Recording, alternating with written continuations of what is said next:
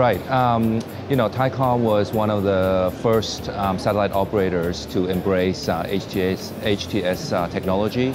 Back in 2005, we launched the first HTS in the world, which is called IP Star. So it definitely has a positive impact on our business.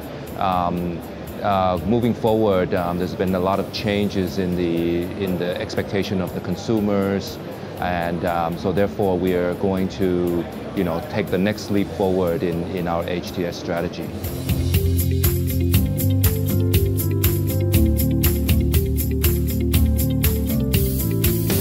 Right. I think obviously due to the changing consumer behavior, a lot of, especially the new generation, are using multiple screens to watch video content. And with the advent of wireless technology such as 4G and also fiber optics, it has created an environment where people want to view content wherever they are.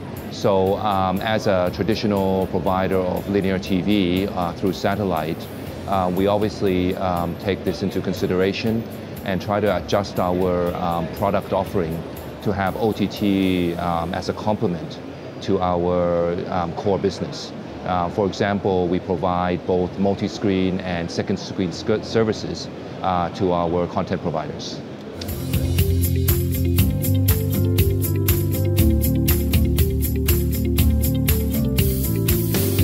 Okay, in terms of mobility, it's a connected world. Everybody is mobile nowadays, and I think in the satellite industry, one of the very few places where we would not have competition is in the air and on the sea, right? Obviously, because fiber optics cannot go there. So we were one of the first in Southeast Asia to provide in-flight connectivity, Wi-Fi on the plane to a low-cost airline in Thailand. So now we have 6 planes up and going.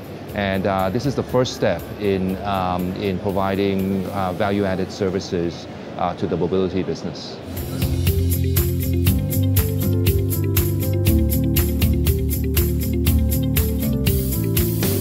Yes, I think everybody recognizes in the past couple of years there have been an oversupply of capacity, and it's basically almost like a perfect storm where you have oversupply of capacity, satellite capacity, in combination with the shift in the behavior of how people consume video.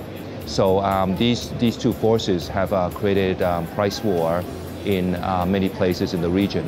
Now, I think in the future, we try to be competitive and match market pricing, but I think it's not really sustainable. I think one of the things that all operators must do, including ourselves, is that we need to have more value, create more value to the customer rather than just giving them a pure pipe.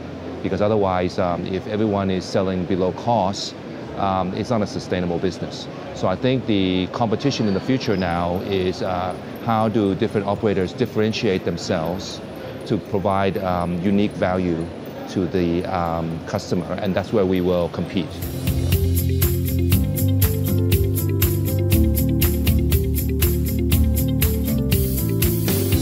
Well, I think when we started the HTS, actually we started in the late 90s, and so when we had our leaders at that time in the company had a vision that broadband over satellite is the next best thing, and it will serve the Asian market. That was something that we could not believe, and at that time it was just a small project that we initiated. Now it's over half of our company's revenues. So I think that's something that is that we couldn't have imagined would happen 10 years ago. Yes.